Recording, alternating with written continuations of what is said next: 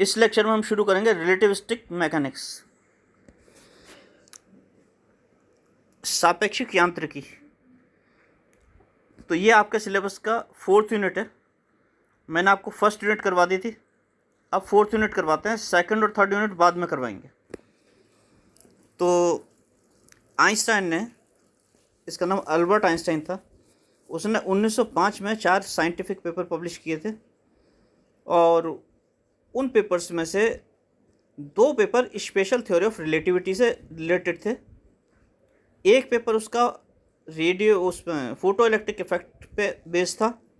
उसने photo electric effect को explain किया था एक पेपर में, जिसके लिए उसे नोबेल प्राइज़ भी मिला था सन 1921 में।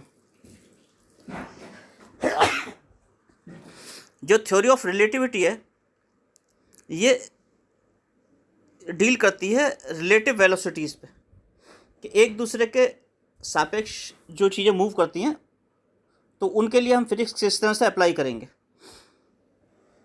रिलेटिविटी माने सापेक्षता। तो जैसे आप, एक लड़का मान लिया रुका हुआ है, रुका खड़ा है सड़क के किनारे, दूसरा 10 किलोमीटर पर आवर से भाग रहा है, तो वो लड़का उसकी स्पीड बताएगा 10 किलोमीटर पर आवर। लेकिन अगर कोई तीसरा लड़का भी है, वो भी 10 किलोमीटर पर आवर से भाग रहा है, तो वो उस भागने वाले लड़की की स्पीड 0 बताएगा, क्योंकि वो उसे जब भी देखेगा अपने साथ देखेगा, क्योंकि दोनों की स्पीड क्या है, सेम है। तो ये रिलेटिव, ये ऑब्जर्वर पर डिपेंड कर रहा है कि कौन ऑब्जर्व कर रहा है और उसकी कंडीशन क्या है। कोई रुका हुआ ऑब्जर्वर है तो वो उसकी स्पीड बताएगा 10 किलोमीटर पर आवर भागने वाले की, और कोई 10 किलोमीटर पर आवर से भाग रहा है ऑब्जर्वर उसी की सेम स्पीड से, तो वो बताएगा कि रुका हुआ है। कोई अगर 5 किलोमीटर पर आवर से भाग रहा है और दूसरा 10 किलोमीटर पर आवर से भाग रहा है, तो 5 किलोमीटर पर आवर से भागने वाला कहेगा दूसरा वाला 10 - 5 = 5 किलोमीटर पर आवर से भाग रहा है। तो ये सब रिलेटिव है। तो हम जो चीज़ मेज़र करते हैं, जो हम एक्सपेरिमेंट में मेज़र करते हैं, वो डिपेंड करता है कि हम ऑब्जर्वर किस कंडीशन में उसे मेज़र करने के लिए। तो जैसे हम 3 लोग हैं, ये भाग रहा है 10 किलोमीटर पर आवर से, सपोज एक भाग रहा है 20 किलोमीटर पर आवर से, एक भाग रहा है 30 किलोमीटर पर आवर से।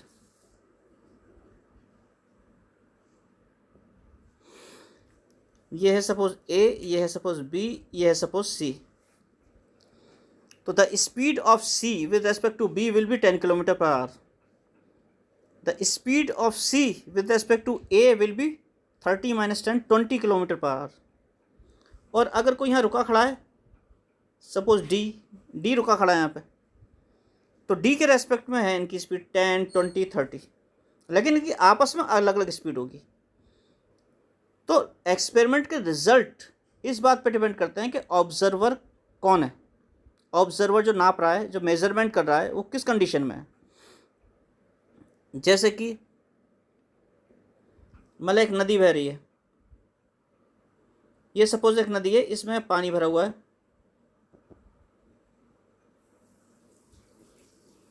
और ये पानी लेफ्ट ऐसे बह रहा है, इस दिशा में बह रहा है जिस दिशा में मैंने एरो बनाया है।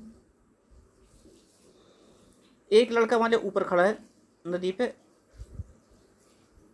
इस साइड खड़ा है लड़का, और एक लड़का मान लिया नीचे खड़ा है।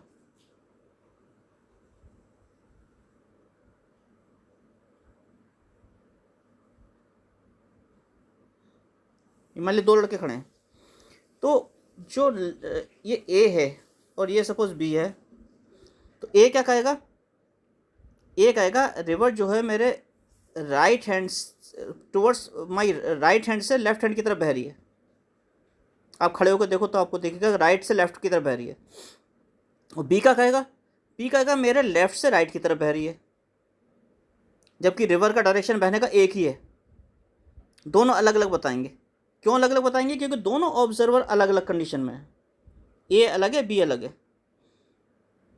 तो ये हमारे एक्सपेरिमेंट के मेजरमेंट्स के रिजल्ट जो हैं ऑब्जर्वर पे डिपेंड करता है कि ऑब्जर्वर कौन है। तो जो ऑब्जर्वर होता है जिसके रेस्पेक्ट में हम चीज़ मेज़र करते हैं। जैसे सपोज़ कोई कोई खाता है, सपोज़ कोई 4 चपाती खाता है, 4 चपाती से अगर कोई खाता है तो हम कहते हैं उसे नॉर्मल है वो, कि उसकी डाइट ठीक है। अगर कोई 8 खाएगा तो हम क्या कहेंगे, वो ज़्यादा खा रहा है। अगर कोई 2 खाता है तो हम क्या कहेंगे उसे, वो कम खा रहा है। तो क्यों, ऐसा क्यों है? क्योंकि जो हमारा रेफरेंस है, हम इसे रेफरेंस मान रहे हैं। हमारी निगाह में जो 4 खाता है वो सही आदमी है, सही व्यक्ति है, तो इसे रेफरेंस मान के हम चीज़ क्या कर रहे हैं, कैलकुलेट कर रहे हैं। 8 वाला ज़्यादा हो गया, 2 वाला कम हो गया, तो ये रेफरेंस हमने ले लिया। इसी तरह से हर चीज़ किसी ना किसी रेफरेंस के थ्रू ही मेज़र की जाती है। रेफरेंस के थ्रू ही हम स्टेटमेंट देते हैं। तो जिस चीज़ के रेस्पेक्ट में हम, जिसे रेफरेंस मान के हम स्टेटमेंट देते हैं या चीज़ कोई मेज़र करते हैं, उसे फ्रेम ऑफ रेफरेंस कहते हैं। Generally frame of reference X, Y और जेड एक्सिस होते हैं। एक्स, वाई और जेड एक्सिस। इसका ओरिजिन मान लो ओ, मूल बिंदु ओ हो गया इसका। तो ये होता है। तो किसी चीज़ की अगर पोजीशन निकालनी है यहाँ पे, तो इसकी पोजीशन कैसे है, एक्स एक्सिस पे परपेंडिकुलर डाल देंगे, वाई एक्सिस पे डाल देंगे, और इसका ये वो आ जाएगा, प्रोजेक्शन आ जाएगा यहाँ पे। ये इस प्रोजेक्शन से हम डाल देंगे जेड एक्सिस पे परपेंडिकुलर, ये। तो हम इसके कोऑर्डिनेट हो जाते हैं एक्स, वाई और जेड। इस पॉइंट पी के कोऑर्डिनेट हो गए एक्स, वाई, जेड। तो reference, frame of reference generally एक कोऑर्डिनेट सिस्टम होता है जिसके रेस्पेक्ट में किसी बॉडी की, किसी वस्तु की हम पोजीशन या फिर मोशन को डिस्क्राइब करते हैं। यह लिखा है, a coordinate system relative to which the position और the motion of an object is described is known as frame of reference. ये जो सब मैं पढ़ा रहा हूँ ये आपके सिलेबस में ऐसा लिखा हुआ नहीं है, लेकिन इसके बिना आपके सिलेबस का पार्ट पढ़ाया नहीं जा सकता। इसलिए शुरू के जो 2 लेक्चर होंगे, वो शुरू के 2 लेक्चर वो हैं जो आपके सिलेबस में कहीं मेंशन नहीं है अब इस यूनिट के, लेकिन उनके बिना आगे नहीं पढ़ाया जा सकता। इसलिए इन्हें पढ़ाना जरूरी है। इसलिए मैं इस पार्ट को जल्दी पढ़ाऊँगा, क्योंकि ऐसा सच लिखा हुआ नहीं है आपके सिलेबस में। तो फ्रेम ऑफ रेफरेंस हो गया है कोऑर्डिनेट सिस्टम जिसके रेस्पेक्ट में आप किसी चीज़ की पोजीशन या फिर मोशन को डिस्क्राइब करते हैं। ये फ्रेम ऑफ रेफरेंस 2 तरह के होते हैं। एक होता है इनर्शियल फ्रेम ऑफ रेफरेंस और एक होता है non inertial frame of reference.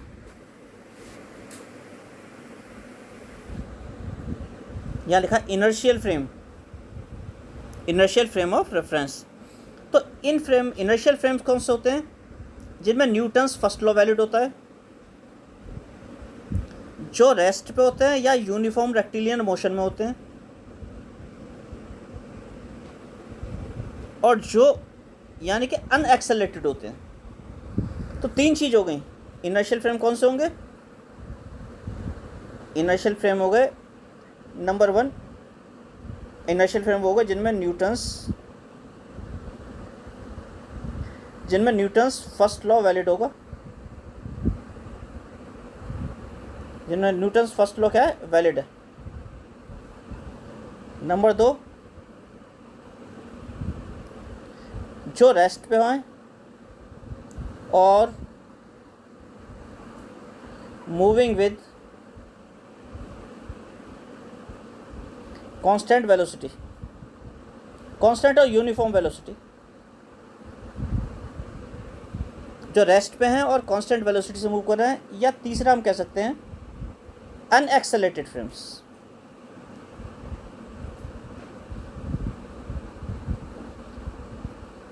जिनका एक्सेलेरेशन क्या है, 0 है।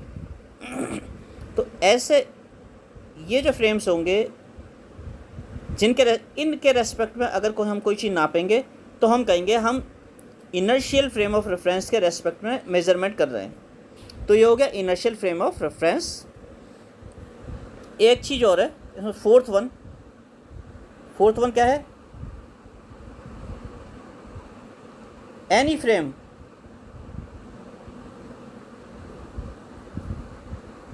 कोई भी फ्रेम जो रेस्ट पे है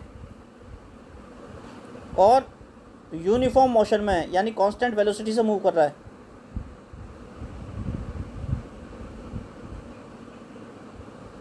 किसके रेस्पेक्ट में? With respect to an inertial frame.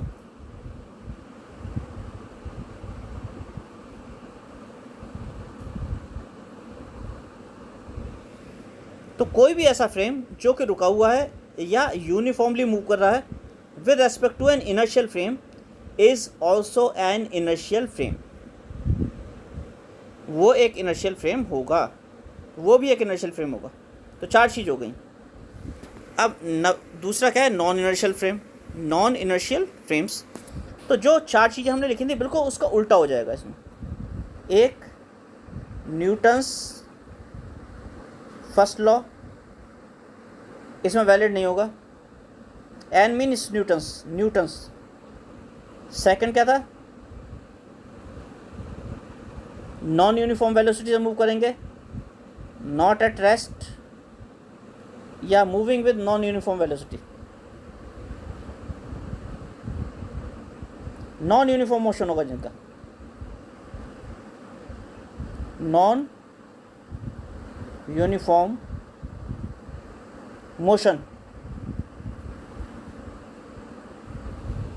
Third वो था अनएक्सेलेटेड, या होंगे accelerated frames.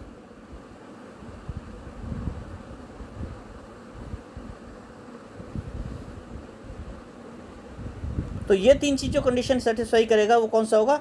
Non inertial frame of reference होगा। और चौथी कंडीशन क्या थी? चौथी कंडीशन थी, चौथे में हमने लिखा था the frames which are at rest और moving with uniform velocity with respect to an inertial frame are also inertial. तो इसमें क्या हो जाएगा? इसमें हो जाएगा मूविंग with non-uniform velocity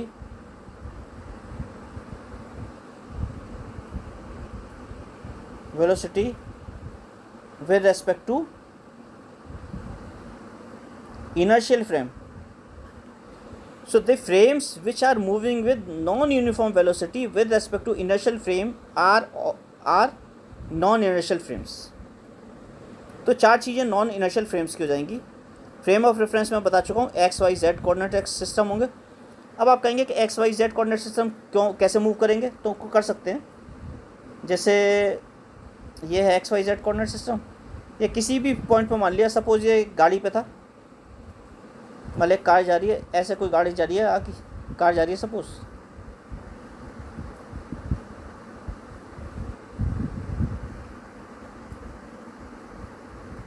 कोई कार जा रही है, इस कार के ऊपर हमने रेफरेंस फ्रेम मान लिया ऐसे।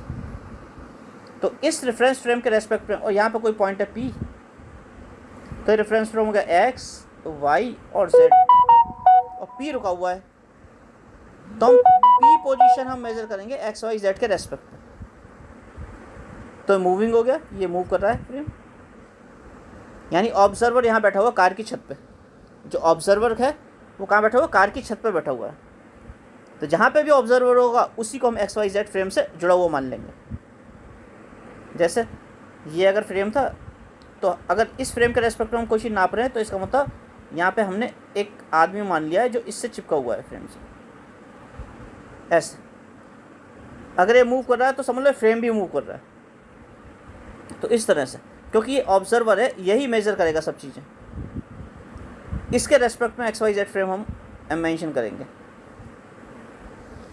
तो ये सब आपका इनर्शियल फ्रेम्स और नॉन इनर्शियल फ्रेम्स के बारे में था।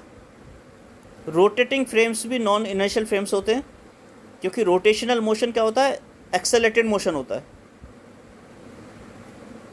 अब आते हैं गैलीलियन ट्रांसफॉर्मेशन पे। गैलीलियन ट्रांसफॉर्मेशन, ये गैलीली था, जिसने खगोल शास्त्री था बहुत बड़ा। तो इसने कुछ ट्रांसफॉर्मेशन इक्वेशन दी थी। कैसे? सपोज हमारे पास एक कमरा है, मान ले एक कमरा बना रहा हूँ मैं, जनरली बॉक्स बनाते हैं जैसे, ऐसे एक कमरा बना दिया। सपोज ये रूम है, इसका दरवाजा यहाँ पे है, ऐसे रूम है, तो इसमें मैं इस लाइन को आगे बढ़ा लेता हूँ, इस लाइन को आगे बढ़ा लेता हूँ और इस लाइन को आगे बढ़ा लेता हूँ। इसे मैं मान लेता हूँ एक्स एक्सिस, इसे मान लेता हूँ वाई एक्सिस और इसे मान लेता हूँ Z axis. X Y Z मान लिया। और कोई आदमी यहाँ फर्श पे खड़ा है, सपोज मान ले कोई आदमी यहाँ खड़ा है,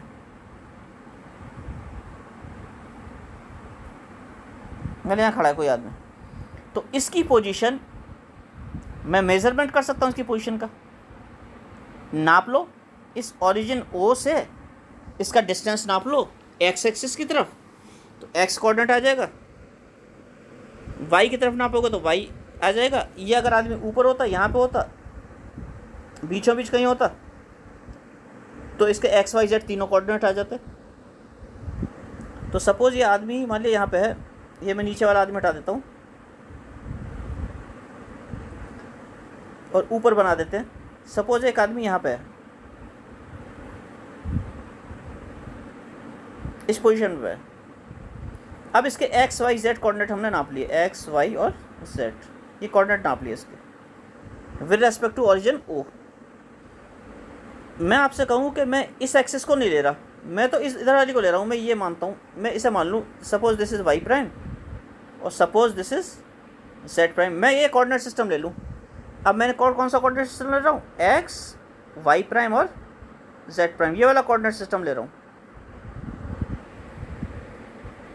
तो इस कोऑर्डिनेट सिस्टम के रेस्पेक्ट में भी मैं इसकी पोजीशन नाप सकता हूँ, आराम से नापी जा सकती है। अब अगर मुझे इस रूम की लंबाई पता हो, यानी एल पता है, चौड़ाई पता है बी और ऊंचाई पता है एच, सपोज रूम की, और मुझे इसकी एक्स वाई जेड की वैल्यूज़ पता है, एक्स वाई और जेड की वैल्यूज़ पता है, तो मैं इसके लिए एक्स वाई प्राइम और जेड प्राइम की वैल्यू निकाल सकता हूँ। क्योंकि मुझे एल पता है, बी पता है, एच पता है। जैसे दोबारा बना के दिखाता हूँ, जल्दी से बनाते हैं।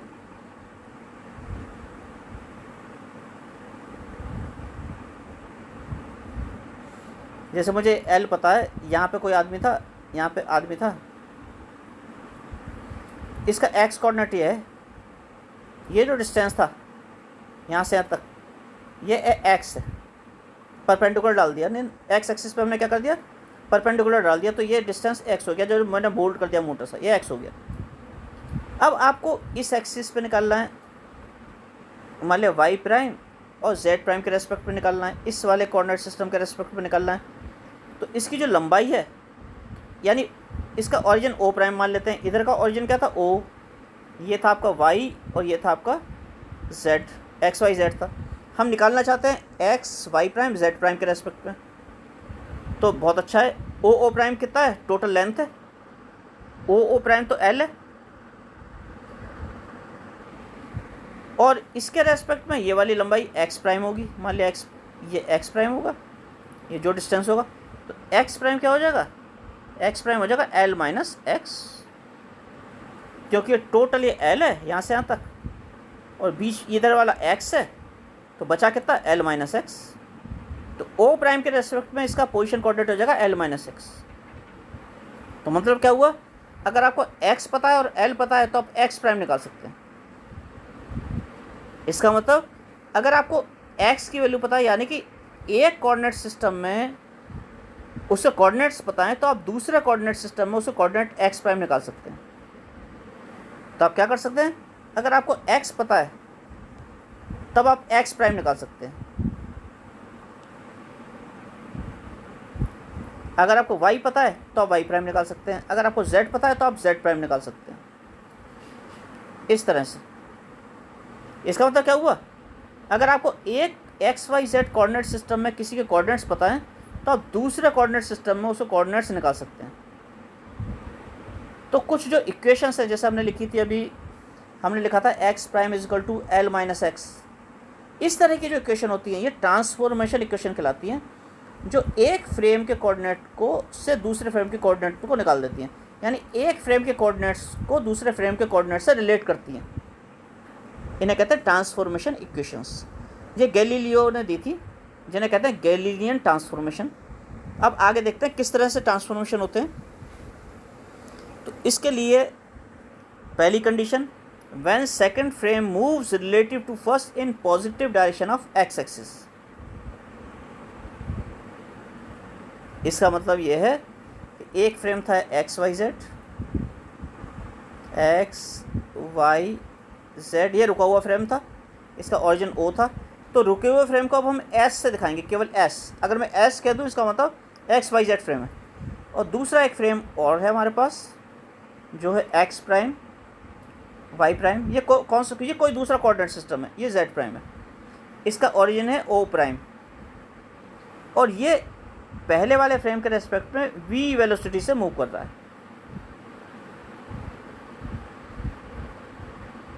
कांस्टेंट वेलोसिटी वी से। वी क्या है? कांस्टेंट है, वी कांस्टेंट है, तो कांस्टेंट वेलोसिटी से मूव कर रहा है। तो इन दोनों के कोऑर्डिनेट्स में क्या रिलेशन होगा? तो इसके लिए हम मान लेते हैं, सपोज हमारा एक्स फ्रेम था, एस फ्रेम। आपको पता है एस फ्रेम क्या है? जो एक्स वाई जेड था, ये सपोज एस फ्रेम था। हमारा दूसरा कोऑर्डिनेट सिस्टम ये था एक्स वाई और जेड। दूसरा कोऑर्डिनेट सिस्टम क्या माना हमने? एस प्राइम, यानी वो था X prime Y prime Z prime, इसका ओरिजिन था ओ। तो हमने क्या किया, उस दूसरे कोऑर्डिनेट सिस्टम को इसके ऊपर रख दिया बिल्कुल। सपोज हमने यहाँ पे इसी पे एक्स प्राइम रख दिया और यहीं पे वाई प्राइम रख दिया इस जगह ही, और जेड प्राइम भी यहीं रख दिया, और ओरिजिन ओ प्राइम भी उसका यहीं आ गया। सपोज दोनों फ्रेम एक दूसरे को ऊपर रखे हुए हैं, ठीक है।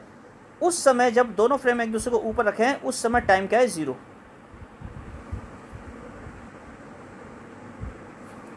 टाइम 0 है। और जैसे ये सेकंड फ्रेम जो होगा, यानी एस प्राइम फ्रेम, ये एस प्राइम फ्रेम है सेकंड, ये मूव करना शुरू करेगा राइट साइड में, उसी समय हम घड़ी को स्टार्ट कर देंगे। हमारा टाइम 0 कर दिया हमने, जैसे ये मूव करना शुरू करेगा तो हम स्टार्ट कर देंगे घड़ी को। तो थोड़ी देर बाद क्या होगा, S prime frame right side में आगे निकल जाएगा और एस फ्रेम रुका रह जाएगा। तो हमने क्या किया, दो फ्रेम थे, एक था आपका एस जो रुका हुआ फ्रेम था, और एस प्राइम फ्रेम मूव करने लगा। इसके ऊपर रखा था, एस प्राइम भी बिल्कुल एग्जैक्टली ऊपर था इसके, लेकिन वो जैसे टाइम स्टार्ट हुआ तो मूव करने लगा वो। तो थोड़ी देर बाद वो एस प्राइम फ्रेम यहाँ आ जाएगा।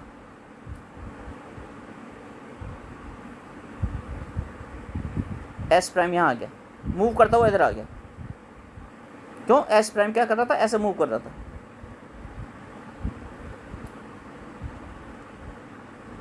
ये एस प्राइम ऐसे मूव कर रहा था, तो थोड़ा आगे निकल जाएगा। सपोज ये टी टाइम में यहाँ से यहाँ आ गया, यानी ओरिजिन इसका ओ था, इसका ओरिजिन ओ था, इसका ओरिजिन ओ प्राइम था। ये था एक्स और एक्स प्राइम अभी भी एक दूसरे को ऊपर ही रहेंगे क्योंकि सेम डायरेक्शन में मूव कर रहे हैं। लेकिन जो वाई था, वाई प्राइम यहाँ आ गया एस प्राइम फ्रेम का, दूसरा कोऑर्डिनेट सिस्टम का। यहाँ जेड था, जेड प्राइम यहाँ आ गया क्योंकि ये मूव करना शुरू कर गया। और सपोज ये टी प्राइम में ओ से ओ प्राइम पहुँच जाता है। टी टाइम में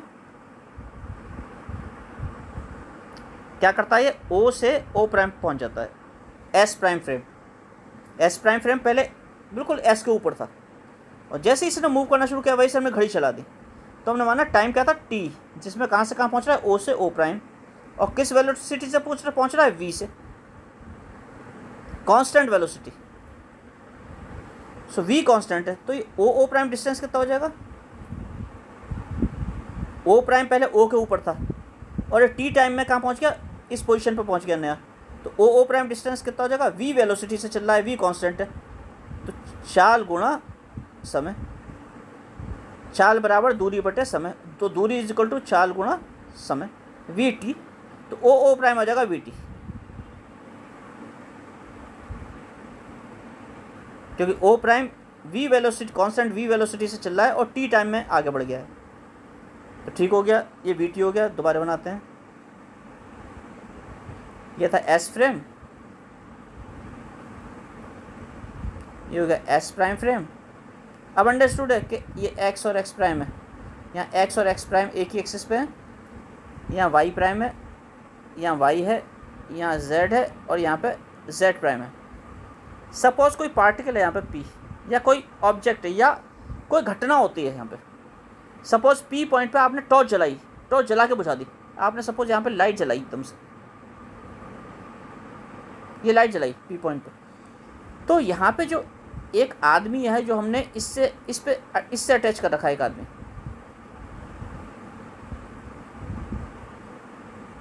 और इसके हाथ में घड़ी बांध रखी है हमने, इस आदमी के हाथ में, और दूसरा आदमी इस पे चिपका हुआ था, इस फ्रेम पे रुका बैठा हुआ था यहाँ पे, और इसके हाथ में भी हमने एक घड़ी बांधी थी। दोनों की घड़ी में टाइम जीरो कब था? जब ये दोनों फ्रेम एक दूसरे के ऊपर थे, दोनों की घड़ी जीरो थी। और जैसे ही एस प्राइम फ्रेम ने राइट साइड में मूव करना शुरू किया, उसी समय हमने दोनों की घड़ी एक साथ चला दी। तो जो पॉइंट P है, अगर इसके कोऑर्डिनेट x, y, z हैं with respect to s frame, तो इसके coordinate x prime, y prime और z प्राइम होंगे with respect to s prime frame. क्यों? यहाँ से परपेंडिकुलर डाल दो, नीचे यहाँ से परपेंडिकुलर डाल दो, तो x क्या होगा डिस्टेंस? ये अगर O था, ये O प्राइम था, O और O प्राइम बना दिया मैंने, हैं। और यहाँ पे सपोज Q है, तो आपको पता है कि O प्राइम क्या था? O प्राइम क्या है? VT। O प्राइम क्या है? VT। और आपको ये भी पता है OQ क्या है? OQ x डिस्टेंस है, क्योंकि इससे परपेंडिकुलर डाला है, और ओरिजिन से या परपेंडिकुलर का डिस्टेंस क्या होगा? कोऑर्डिनेट। और कोऑर्डिनेट क्या है इसका? x, y, z। तो O के रेस्पेक्ट में कोऑर्डिनेट क्या है? x, इसलिए OQ क्या हो जाएगा? x। S प्राइम के रेस्पेक्ट में इसका कोऑर्डिनेट क्या है? x prime, x prime. तो O प्राइम Q क्या हो जाएगा? x prime. तो यहीं लिख देता हूँ छोटा सा, O प्राइम Q क्या हो जाएगा? x prime. तो ये हो जाएगा x प्राइम, और ये हो जाएगा VT, और पूरा हो जाएगा x।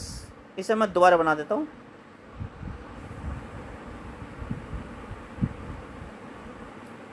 ये फ्रेम है, ये S फ्रेम है, यानी x, y, z coordinate system.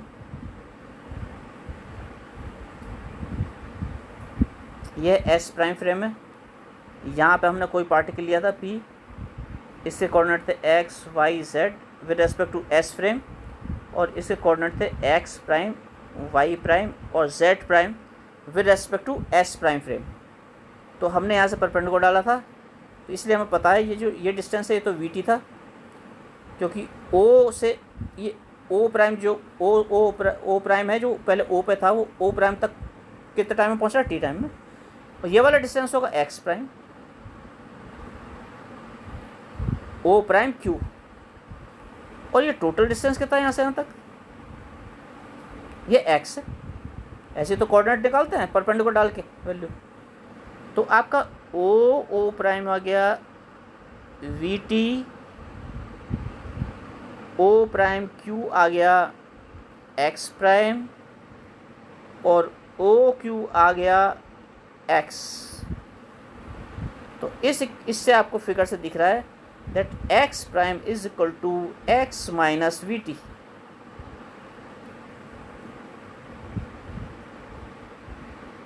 तो ये है Galilean transformation equation, x prime is equal to x minus VT when second frame is moving with constant velocity v with respect to first along the positive direction of x axis।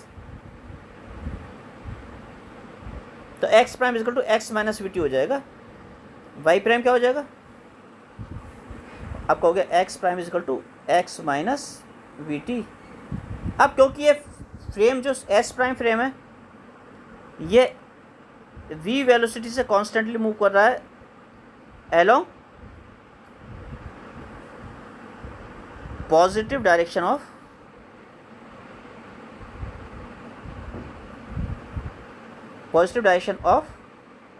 x axis, ये move कर रहा है। तो इसलिए y prime coordinate नहीं बदलेगा, y prime is equal to y हो जाएगा, और जेड प्राइम भी नहीं बदलेगा, Z prime is equal to Z हो जाएगा। और गैलीलियो ने कहा था जो दोनों ऑब्जर्वर थे जिनकी घड़ी जीरो थी, जिनकी घड़ी में टाइम जीरो था, और जैसे ही फ्रेम ने मूव करना शुरू किया दोनों की घड़ी साथ साथ चला दी गई। उसने कहा कि क्योंकि इनकी घड़ियाँ साथ साथ चला दी गई हैं इसलिए इनकी घड़ियों में टाइम भी सेम होगा। अगर सेकंड ऑब्जर्वर की घड़ी में टाइम टी प्राइम है और फर्स्ट वाले की घड़ी में टाइम टी है तो T prime is equal to T होगा। So these are the Galilean transformation equations that x prime is equal to x minus vt, y prime is equal to y, z prime is equal to z and t prime is equal to t। ये कब मिली हमें equation? when the second frame was moving along the positive direction of x axis with constant velocity v। ये मैंने लिख दिया यहाँ पे, ये देखो फिगर भी बनी हुई है।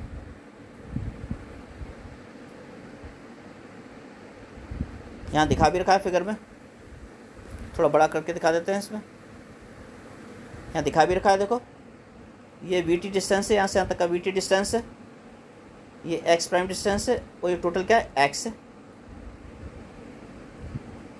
तो इसके कोऑर्डिनेट एक्स वाई जेड थे और टाइम इस टी मेजर कर रखा था किसके रेस्पेक्ट में? ये जो एस पे ऑब्जर्वर है, जो एस पे ऑब्जर्वर यहाँ पे माना एस पे चिपका हुआ जो ऑब्जर्वर माना है, इस ऑब्जर्वर के रेस्पेक्ट में ये वाले कोऑर्डिनेट है जो ऊपर चिपका हुआ है। और जो इस फ्रेम पे ऑब्जर्वर चिपका होगा यहाँ पे जो ऑब्जर्वर चिपका होगा इसके रेस्पेक्ट में ये वाले कोऑर्डिनेट्स होंगे। तो ये गैलीलियन ट्रांसफॉर्मेशन इक्वेशन थी that X prime is equal to X minus V T, Y prime is equal to Y और Z prime is equal to Z and T prime is equal to T. ये कब थी? When second frame S is moving with constant velocity v, when second frame S prime is moving with constant velocity v with respect to s। ये v velocity किसके respect में? Constant s के respect में। अब second case आता है,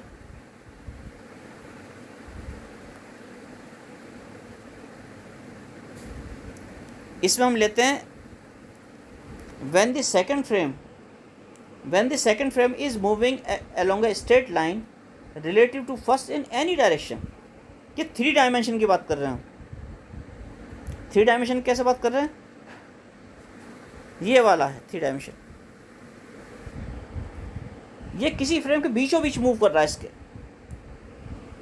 ये था और ये था। अब ये एक्स एक्सिस के अलग मूव ना करके ना, इसकी वेलोसिटी क्या है? इसकी वेलोसिटी कहीं यहाँ है बीच में, इस डायरेक्शन में मूव कर रहा है ये। पहले ओ प्राइम एक ही जगह पे थे, लेकिन ओ प्राइम ने इस डायरेक्शन में मूव करना शुरू कर दिया बीचों बीच। 3 डायमेंशनल है बेटा ये बोर्ड, 2 डायमेंशन में हम 3 डायमेंशन नहीं दिखा सकते। ये कहीं इनके बीच में मूव कर रहा है। देखो इसका प्रोजेक्शन अगर देखेंगे तो ऐसा आएगा, ये प्रोजेक्शन यहाँ आएगा और ये ऐसे मिलेगा। ये ऐसे 3 डायमेंशन मूव कर रहा है, बीचों बीच सेंटर पे इनके मूव कर रहा है। तो जब ऐसे मूव करेगा थोड़ी देर बाद ये जो ओ प्राइम है ये वाला डिस्टेंस वी टी हो जाएगा, क्योंकि वी वेलोसिटी से मूव कर रहा है और टी टाइम में ये वी टी हो गया, ये वी टी हो जाएगा यहाँ पे, ये वी टी हो गया। और ये क्यू पॉइंट था, इसे कोऑर्डिनेट क्या था? एक्स वाई जेड और टी टाइम था एस फ्रेम के रेस्पेक्ट में, और एक्स प्राइम वाई प्राइम और जेड प्राइम और टी प्राइम टाइम था एस प्राइम फ्रेम के रेस्पेक्ट में। ये एस प्राइम फ्रेम है, ये एस फ्रेम है। एस के रेस्पेक्ट में ये ऊपर वाले कोऑर्डिनेट हैं, एस प्राइम के रेस्पेक्ट में नीचे वाले कोऑर्डिनेट हैं। तो मान लिया हमने कि ये जो इससे डिस्टेंस है ये आर है। What is R? R is X I plus Y J plus Z K, ये आर है क्योंकि इसका कोऑर्डिनेट क्या था? क्योंकि एक्स वाई जेड कोऑर्डिनेट थे। किसके रेस्पेक्ट में थे एक्स वाई जेड? एस के रेस्पेक्ट में। तो एस के रेस्पेक्ट में जो डिस्टेंस है आर, ये वाला आर, ये x I plus Y J plus Z के हो गया। इसी तरह से दूसरे फ्रेम के रेस्पेक्ट में इसका जो डिस्टेंस होगा आर प्राइम, ये हो जाएगा एक्स प्राइम आई प्लस वाई प्राइम जे प्लस जेड प्राइम के ये हो जाएगा, ये किसका हो जाएगा, वेक्टर आर प्राइम हो जाएगा। ये आर प्राइम की वैल्यू आ जाएगी। आर की वैल्यू क्या आएगी, x I plus Y J plus Z के, और ये हो जाएगी आर प्राइम की वैल्यू। तो ये है आपका आर प्राइम, और ये है आपका आर, और ये आपका वी टी। अब ट्राइंगल का लॉ तो आता ही है, ये 3 वेक्टर होगा, 3 ट्राइंगल बना रहे हैं, ट्राइंगल फॉर्म कर रहे हैं, इसलिए आप लिख सकते हैं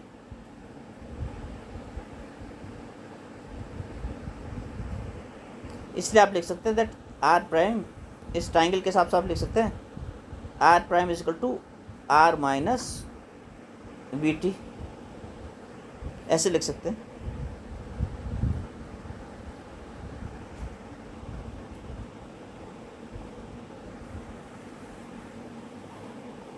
R prime is equal to R minus V T, या अगर अलग अलग निकालना चाहो तो अलग अलग भी निकाल सकते हो।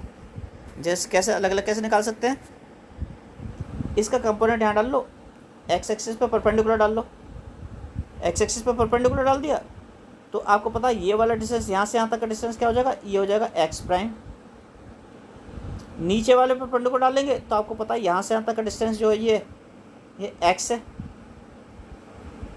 कोऑर्डिनेट्स देखो, कोऑर्डिनेट इसके क्या था, एक्स वाई जेड, और क्या था एक्स प्राइम वाई प्राइम और जेड प्राइम। तो कोऑर्डिनेट क्या है, एक्स वाई और जेड, नीचे क्या था एक्स प्राइम वाई प्राइम और जेड प्राइम, ये कोऑर्डिनेट्स थे इस तरह से। तो ये एक्स हो गया, ये वाला डिस्टेंस इस फ्रेम के रेस्पेक्ट में, और ये एक्स हो गया, ये है। और यहाँ से यहाँ तक का डिस्टेंस क्या हो जाएगा अगर परपेंडिकुलर यहाँ डालेंगे, ये वी वेलोसिटी इस डायरेक्शन में थी तो यहाँ हो जाएगी वी एक्स, वी का कंपोनेंट वी एक्स आ जाएगा, ये डिस्टेंस वी एक्स टी हो जाएगा।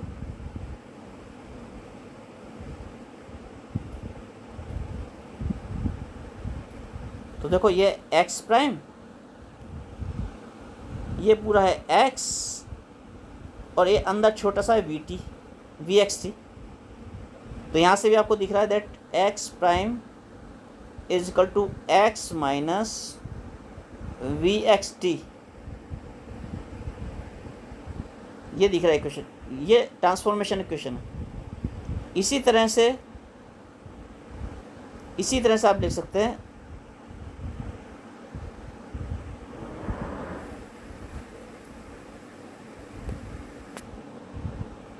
X prime is to X minus V X T लिख दिया, Y prime is to Y minus V Y T लिख सकते हैं, Z prime is to Z minus V Z T लिख सकते हैं। और गैलीलियो ने कहा था टी प्राइम दोनों के टाइम तो बराबर होंगे, जब इनकी शुरू में घड़ियाँ मिली हुई थी तो बाद में भी टाइम सेम देगा। तो ये गैलीलियो ट्रांसफॉर्मेशन हो गए, when the second frame is moving along any direction in between the 3 axis. पहला केस था एक्स एक्सिस से पैरेलल मूव कर रहा है, अब हो गया एक्स और वाई और जेड एक्सिस के बीचों बीच मूव कर रहा है, तो ये ट्रांसफॉर्मेशन हो गया। पहले ट्रांसफॉर्मेशन क्या थे, पहले ट्रांसफॉर्मेशन था X prime is equal to X minus V T, Y prime is equal to Y, Z prime is equal to Z, ये था, और T prime is equal to T, पहले ये था। इस केस में ये हो गया क्योंकि पहले केस में टोटल वेलोसिटी ही वी एक्स थी, वी एक्स को ही वी कहा था हमने, वी वाई उसका कंपोनेंट क्या हो गया था, जीरो हो गया था, वी जेड कंपोनेंट क्या हो गया था, जीरो हो गया था, इसलिए यहाँ जीरो जीरो आ जाएगा। एक ही बात है, 3 डायमेंशन केस हो गया। तो ये सब लिख दिया हमने। अब इसका डिफरेंशिएशन कर लो तो आपकी 3 इक्वेशन आ जाएंगी। D X prime is equal to X minus क्या था, X prime is equal to X minus V X T था। वी वेलोसिटी कांस्टेंट थी इसलिए उसके कंपोनेंट भी कांस्टेंट होंगे, तो वी एक्स क्या होगा, कांस्टेंट, क्योंकि वी क्या थी, कांस्टेंट। वी क्या थी, एस प्राइम मूव कर रहा था वी वेलोसिटी से, यानी कांस्टेंट वेलोसिटी से, ये कांस्टेंट थी, इसलिए वी एक्स भी कांस्टेंट होगा। तो जब डिफरेंशिएशन करेंगे तो इसका डिफरेंशिएशन आएगा D X prime is equal to D X minus V X D T. V X will be treated as a constant और it will be taken out. ऐसे नहीं होगा कि वी एक्स और टी को as a multiplication of 2 function ले लें, कि पहले हम लिखें V X D T plus T D V X, ऐसा नहीं लिखेंगे, वी एक्स बाहर आ जाएगा एज अ कांस्टेंट। ऐसे D Y prime is equal to ये आ गया, डी जेड प्राइम आ गया, और D T prime is equal to ये तो हो ही गया डी टी। इसे डिवाइड कर दो डी टी से और डी टी प्राइम से, क्योंकि ये दोनों वैल्यू एक ही हैं, तो पहले वाले टर्म में तो डी टी प्राइम से डिवाइड कर दो,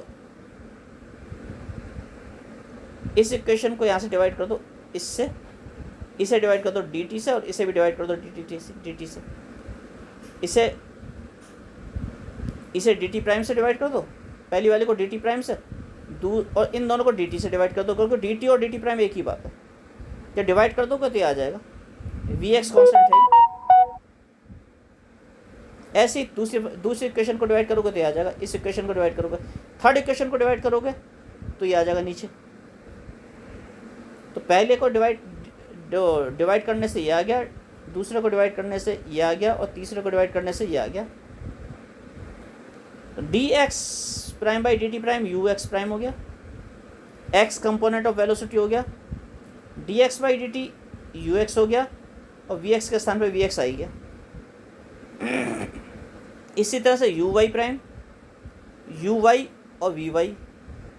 सिमिलरली या एक तीसरी इक्वेशन आ जाएगी, ये इक्वेशन आ गई, ये इक्वेशन आ गई, ये इक्वेशन आ गई। यू एक्स प्राइम क्या है? यू एक्स प्राइम है एक्स कंपोनेंट, एक्स घटक, x component of velocity of particle, x component of velocity of particle with respect to s prime frame। s prime frame कौन सा था? Moving frame था s prime frame, उसके respect में जो particle की velocity है उसका x कंपोनेंट। इसी तरह से ux क्या हो जाएगा? ux भी हो जाएगा x component of the velocity of the particle with respect to S prime के स्थान पे एस आ जाएगा, एस फ्रेम। तो ये एस फ्रेम के रेस्पेक्ट में हो जाएगा एक्स कंपोनेंट।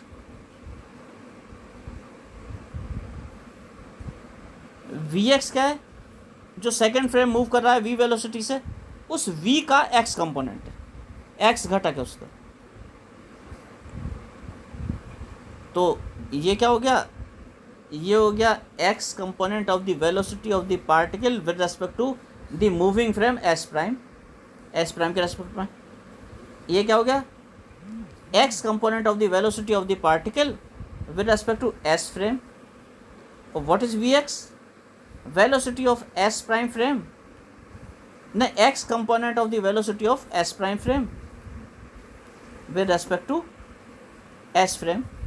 ये तीनों एक्स कंपोनेंट हो गए। ये x component of the particle with respect to s prime frame, ये x component of the particle with respect to s frame, x component of the s frame with respect to s frame, ये सब हो गया। तो तीन equation आ गई। ये वेलोसिटी कन्वर्जन ट्रांसफॉर्मेशन, ये वेलोसिटी ट्रांसफॉर्मेशन हो गए। पहले क्या था? पोजीशन ट्रांसफॉर्मेशन थे। ये जो तीन इक्वेशन थी ये पोजीशन ट्रांसफॉर्मेशन इक्वेशन है। ये वेलोसिटी ट्रांसफॉर्मेशन इक्वेशन आ गई कि अगर एक फ्रेम में यानी एस प्राइम फ्रेम में वेलोसिटी पता है, या एस फ्रेम में अगर वेलोसिटी पता है, तो आप एस प्राइम फ्रेम में वेलोसिटी निकाल सकते हैं। ये वेलोसिटी ट्रांसफॉर्मेशन इक्वेशन है। इन्हें भी आप डिफ्रेंशिएट कर सकते हैं। जैसे यू एक्स आ गया, यू वाई आ गया, यू जेड आ गया, तो यू एक्स प्राइम को आप आई से मल्टीप्लाई कर लो, यू वाई प्राइम को जे से मल्टीप्लाई कर लो, यू जेड प्राइम को के से मल्टीप्लाई करो। ये रहा U X prime, U Y prime, U, और इन्हें जोड़ दो तो राइट साइड में ही आ जाएगा। राइट साइड वाली इक्वेशन में मल्टीप्लिकेशन से आ जाएगा। इन तीनों इक्वेशन को आई जे के से मल्टीप्लाई करके जोड़ दिया। किन तीनों इक्वेशन को?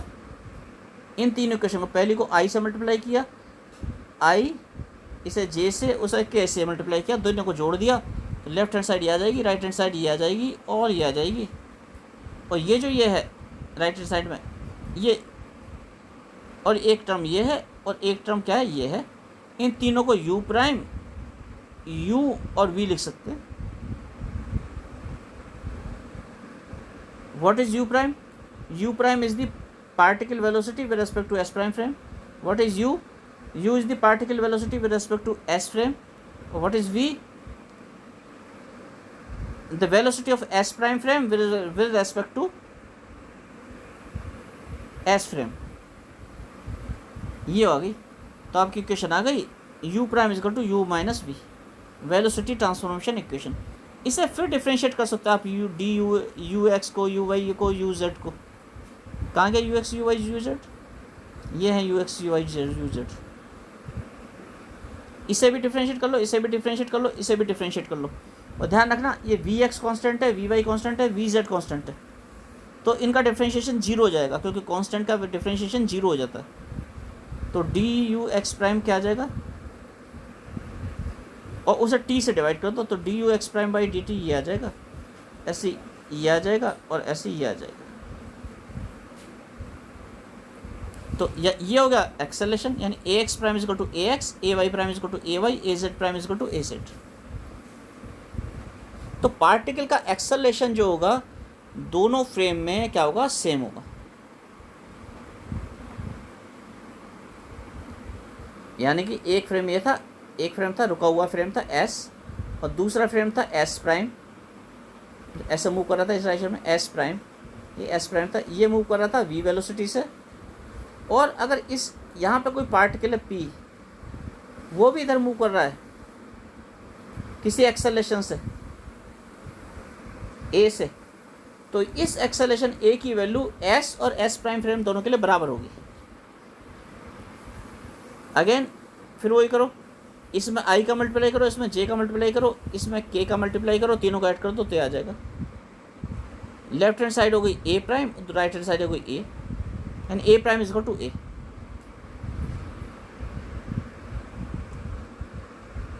यहाँ पे लिख भी दिया U prime and A prime are the velocities and acceleration of particle with respect to S and S prime frames. Hence, acceleration of a particle is invariant under Galilean transformation. Galilean transformation equations में acceleration same रहेंगे particle के, velocities बदल रही हैं, position बदल रही है, लेकिन एक्सेलरेशन क्या होगा, सेम होगा। तो ये था लेक्चर नंबर 1 मेरा। इसके बाद लेक्चर नंबर 2 भी होगा, ये भी आपके सिलेबस में 2 भी एज सच नहीं लिखा हुआ, थर्ड लेक्चर से आपका सिलेबस शुरू होगा, लेकिन ये करवाने ज़रूरी हैं। फर्स्ट और जो मैंने अभी करवाया है इसलिए करवाया जा रहा है, क्योंकि इसके बिना आगे नहीं समझा सकते। तो इस लेक्चर को यहीं ख़त्म करते हैं।